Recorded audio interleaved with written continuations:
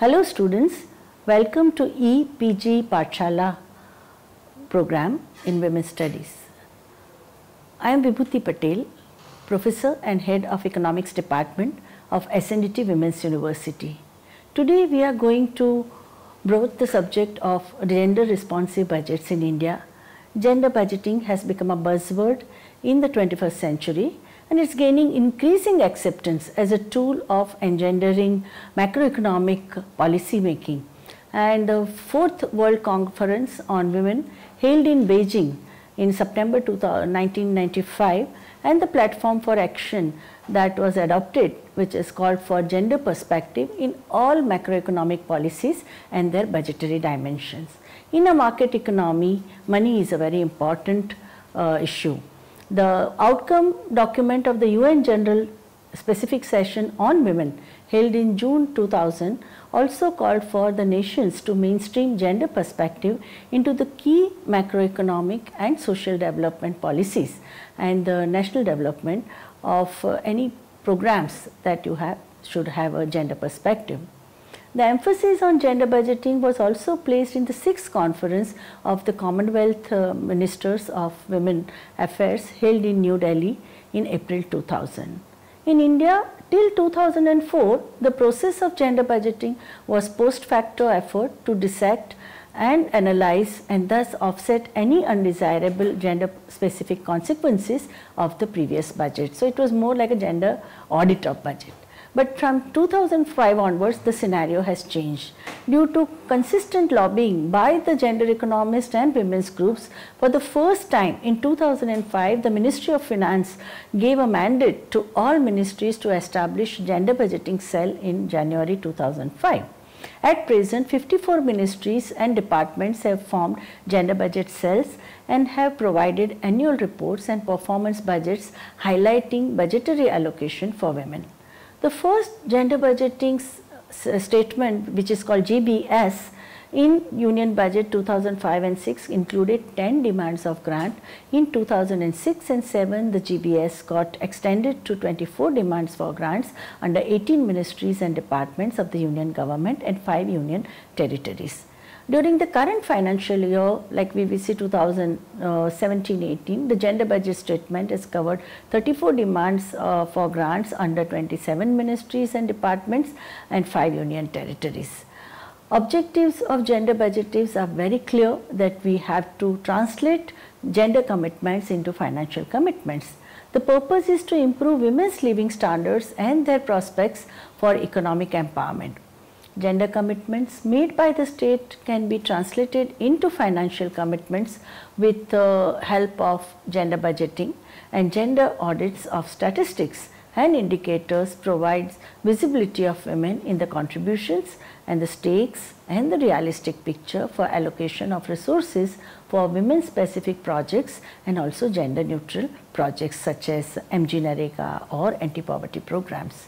The gender audits of documents of the state and central governments such as Towards Equality Report, Shram Shakti Report, National Perspective Plan for Women or State Policies for Women or like Women's Commission and Women Empowerment Policy 2001, now we have Women Empowerment Policy 2016, amendments in the Panchayati Raj Institution Act granting earlier 33% reservation of seats for women and now in several states 50% state reservation for women, National Labour Commission policy and various like human development reports prepared by the state governments and the Planning Commission of India. I think all of them have focused on women's needs and demands and aspirations, and they need to be translated into actual material condition which can enable women for various developmental activities.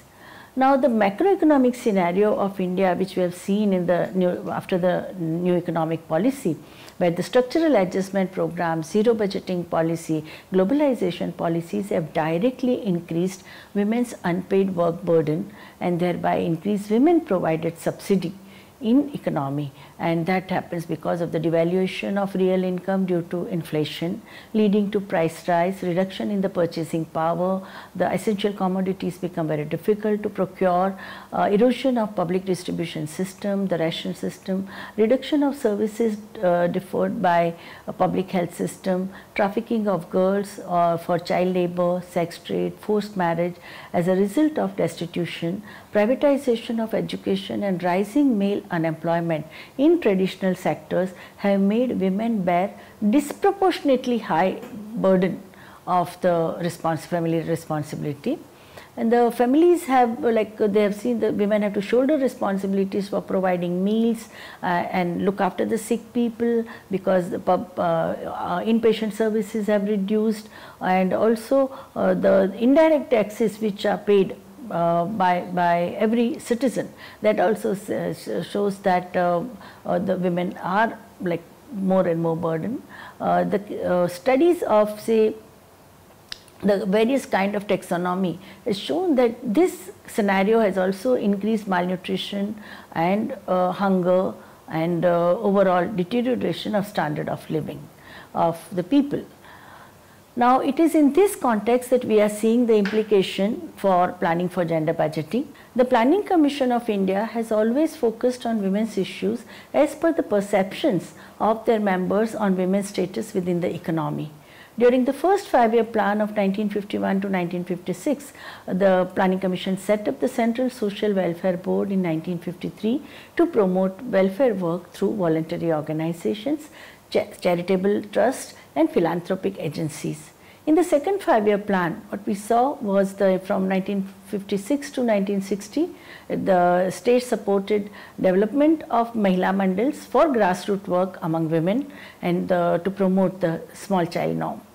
In the third, fourth and interim plans during 1961 to 74, the Planning Commission made provision for women's education, prenatal and child health services, supplementary feeding for children, nursing and expectant mothers.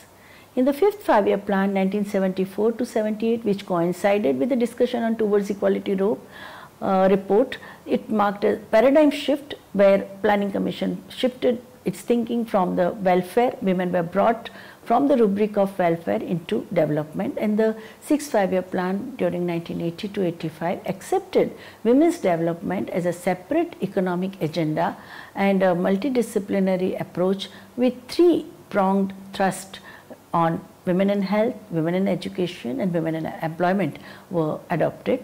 The sixth 5-year plan onwards, the plan document has been included as they have seen the separate chapter on women and children.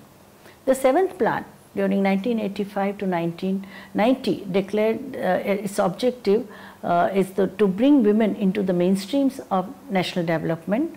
During this period, the Department of Women and Child was established within the Ministry of Human Resource Development (MHRD) of the Government of India.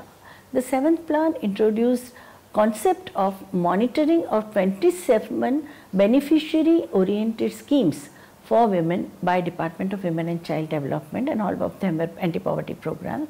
The exercise continues and the number of schemes covered is being expanded. The women studies scholars consider it as a WAD approach, women and development approach. And the 8th 5-year plan during 1992 to 1997 projected paradigm shift from development to empowerment. It also coincided with the constitutional amendment of 73rd and 74, and it promised to ensure flow of benefits to women in core sectors of education, health and employment. Outlay for women rose from, say, 4 crores in the first plan to 2000 crores in the 8th plan. The 8th plan highlighted for the first time a gender perspective and a need to ensure a definite flow of funds from general development sectors to women. Plan document made an express statement that, and I quote, "The benefits to development from different sectors should not bypass women, and special programs on women should complement the general development programs of the state." The letter in turn should reflect greater gender sensitivity. That means there should be women's component, and this plan was also adopted gender and development approach, which became popular after the Nairobi forward looking strategies. During 9th Five-Year Plan from 1997 to 2002, it was stated that the empowerment of women was its strategic objective, and it adopted Women Component Plan as one of the major strategies directed both to central and state governments to ensure not less than 30% of fund benefits earmarked for women related sectors. Special vigil was advocated on flow of earmarked funds and benefits through an effective mechanism to ensure that proposed strategy brings forth a holistic approach towards empowering women. This period also coincided with government state adopting Women Empowerment Policy 2001, which gave a gender perspective also and demanded the budgetary processes should be accepted as a gender budgeting should be accepted as a general gender empowerment policy. National Policy for Empowerment of Women stated, and I quote, "In order to support better planning and program formulations and adequate allocation of resources, gender development indices, that means GDI, will be developed by networking with specialized agencies. Gender auditing and development of evaluation mechanisms will also be undertaken alongside collection of gender disaggregated data, which is very important for targeting specific sectors, and these data collecting agencies of the central and state governments as well as research and academic institutions in public and private sectors will be undertaken. Data and information gap in vital areas reflecting status of women will be sought to be filled. All ministries, corporations, banks, financial institutions will be advised to collate, disseminate data related to programs and benefits on a gender disaggregated basis. This will help in meaningful planning and evaluation of policies. Quote completed. During 10th Five-Year Plan, between 2002 and 2007, it was suggested that specific strategic policies and programs for empowerment of women should be adopted. The appropriate mechanisms and gender sensitive budget were promised, and dissection of government budgets to establish gender differential impact and to translate gender commitment to budgetary commitments was adopted as a strategic policy. The Ministry of Women and Child Development was established in 2006, that means during this plan period. It became nodal agency for gender budgeting. The 11th Five-Year Plan from 2007 to 2012 demanded under mainstreaming and also mentioned that gender equity requires adequate provision to be made in policies and schemes across ministries and departments. It also entails strict adherence to gender budgeting across the board. And 12th Five-Year Plan, which from 2012 to 2017, promised special focus approach to creation of enabling environment for women to become economically, politically and socially empowered. Now, gender audit of union budgets has been happening over last 20 years, and it has also major bearing in the budgetary allocations of different state budgets also. Gender budgeting has become very important empirical exercise, and it has very specific gender implications. Yearly analysis of the budget from the point of view of women is a must to enhance women's economic interest and socio-political standing in the economy.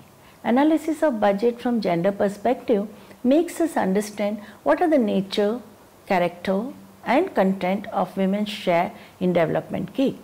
Women's groups and gender economists started dissecting union budgets with gender concerns from 2001 onwards, and the year 2001 was also declared as Women's Empowerment Year by the government.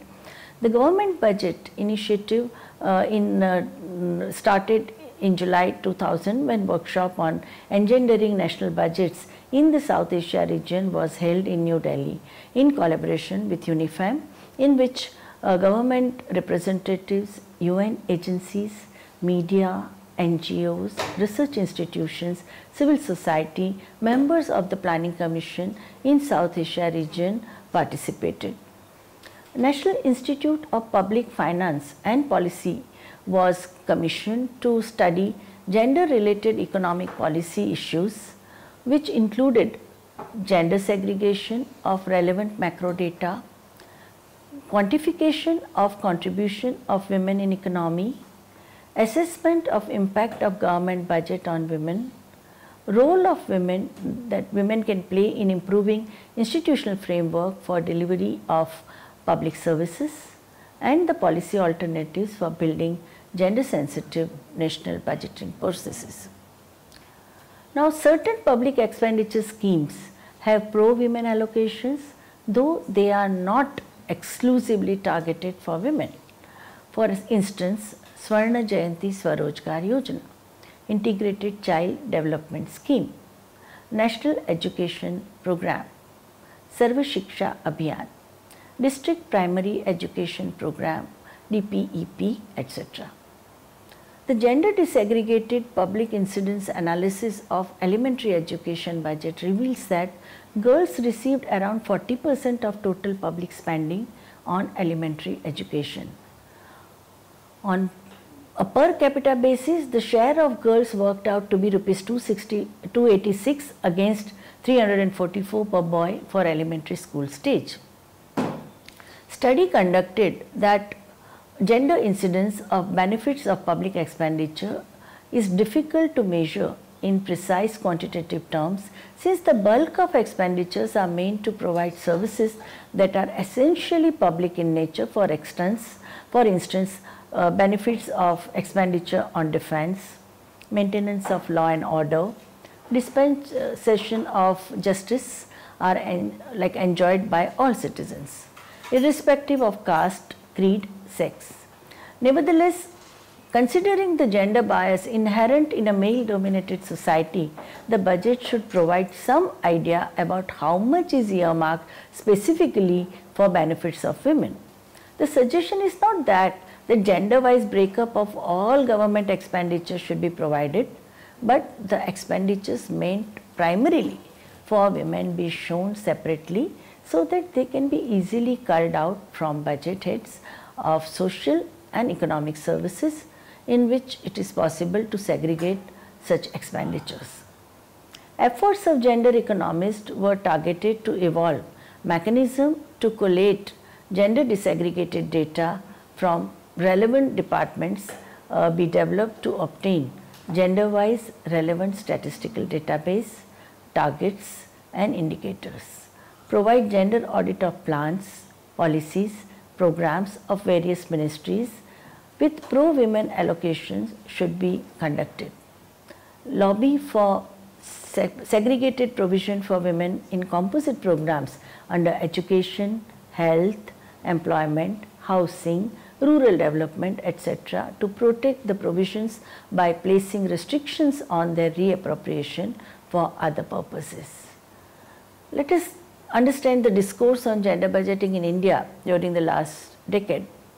What we have seen that in this decade, the discourse on gender budgeting has revolved around very crucial issues such as child sex ratio. The Census of India 2001 revealed further decline, and 2011 also had a very alarming decline in the proportion of girls in the population. More budgetary allocation was demanded to implement Preconception and Prenatal Diagnostic Techniques Act to prevent sex selective abortions of female fetuses. In the area of reproductive and child health, evaluation of Chiranjeevi scheme to halt maternal mortality has revealed that public and private partnership in scheme allows private practitioners milk taxpayers money and without giving necessary relief to the pregnant woman. Only in cases of normal delivery, the private practitioners admit women for delivery, and in case of complications, they ask them to go somewhere else.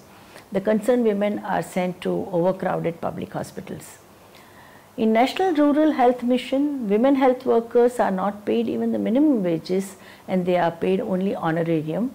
More budgetary allocation is demanded to ensure statutory minimum wages to women community workers, named as ASHA. When we discuss integrated child development scheme, The restructuring of ICDS must promote convergence of several schemes of different ministries such as Ministry of Health, Ministry of Rural Development, Ministry of Tribal Development, JNNURM targeting children. Though the 11th 5-year plan during 2007 and 12 had promised walk-in ICDS centers at railway stations, bus stands for migrant women and children, none has started yet. Not even the megapolis such as Bombay, Mumbai, Delhi, Calcutta or Chennai have such walk-in ICDS centers. Under the category of 100% allocation for women, that means budget of Ministry of Women and Child Development, the institutional support for women survivor of violence against women has not been quite satisfactory. Rehabilitation of victims of sexual assault promised by 5-year plan since 2000 has not been promoted. Domestic Violence Act, even for its implementation, we need massive budgetary allocations for the service providers such as hospitals, law and order machinery, protection officer, counselors and shelter homes. Budgetary allocation for, say, water supply and sanitation that affects women's lives greatly as consumers as well as unpaid and partially paid workers doing housework. The water politics is doesn't mention women. This has perpetuated a very unproductive female workload on fetching water from long distance. Indira Rajaraman from NIPFP has said that it takes away a lot of labor, and the same thing happens in case of collection of fuel and fodder where women have to put in a lot of labor. 11th 5-year plan had acknowledged this fact, and but in reality nothing has changed, like no alternatives have been provided in terms of biofuel or smokeless fuel. Social security for women in informal sector, the bill on social security and now we have act since 2008. It was, still what we see is that budgetary allocation to deal with the informal sectors, workers who are working in hazardous condition, who have domestic workers or who are doing the young women workers working in a special economic zone, they are hired and fired as per the whims of employers, and there is no social security. There is a demand that informal sector workers should also be granted pension, 1,000 rupees by the state and the state government, and 1,000 rupees by the union government should be allocated per informal sector worker. So we need a massive budgetary allocation for the social security. Maternity benefit schemes also demands massive budgetary allocation, especially for the unorganized sector. Social Security Act 2008 has demanded. The special problems of women in the unorganized sector, they also need to be addressed by the budget. Women's right to education is very important. No efforts are made by the state or professional bodies of employers to give them like a basic human right of women workers. Supreme Court directive on prevention of sexual harassment at workplace is still not implemented by most of the private sector employers and media barons. Utilization of financial allocation for pro-women scheme is also very important. Only 8 to 10 states are making advantage of financial allocation to the schemes such as shelter for women in difficult circumstances, or working women's hostel, or a short stay home for women in difficult circumstances. The scheme Ujjwala, promoted by Indian budget, a comprehensive scheme for prevention of trafficking and rescue, rehabilitation and reintegration of victims of trafficking and commercial sexual exploitation. I think that is also very important. Implementation of creche schemes is also far from satisfactory. 3 meals per day per child for the creches are demanded. 11th 5-year plan, which was demanded by the 11th 5-year plan, and except for Tamil Nadu, we don't have cradle baby scheme in any other state. No status report is available on integrated child protection scheme promised by 11th 5-year plan. Road and rail transport for women, I think they are very important, because a larger number of women are now working in the larger economy. India is undergoing U-shaped curve phenomena. women are joining in a great number in the service sector. Still, both in rural and urban areas, we don't have state supported safe regular transport services. This also affects education of girls, where most of the high schools and colleges are in the major tehsil places or district places or in the cities. In conclusion, I would like to say that budget is a very important tool in the hands of state for affirmative action, for improvement of gender relations through reduction of gender gap in development process. It can help to reduce economic inequalities between men and women as well as between rich and the poor. Hence, the budgetary policies need to keep into considerations the gender dynamics operating in the economy and in the civil society. There is a need to highlight participatory approaches, bottom-up approaches, child budget, gender budgeting, local and global implications of pro-poor and pro-women budgeting, and interlinkages between gender-sensitive budgeting and women's empowerment. Understanding the relationship between macroeconomic policies and the union budget, state budget, local self-government bodies budgets in the context of economic reforms and globalization is a must, as it has influenced women's lives in several ways.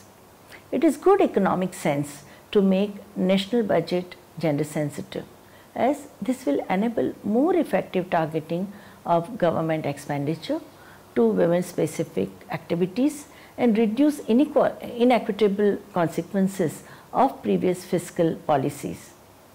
Gender Budget Initiative is a policy framework, methodology and set of tools to assist governments to integrate a gender perspective into the budget as the main national plan of public expenditure. It is also aimed to facilitate attention to gender analysis in review of macroeconomic performance, ministerial budget preparations, parliamentary debate and mainstream media coverage. Budget impacts women's lives in several ways. It directly promotes women's development through allocation of budgetary funds for women's programs or reduces opportunities for empowerment of women through budgetary cuts. So, as a citizen, it's very important, a citizen, as a social scientist, as economist and as a political worker, all of them, I think they need to be sensitive to gender budgeting processes and implement gender budgeting. They have to do the constant gender auditing, analysis of the implications of various budgetary policies that the state or central government adopts. Thank you.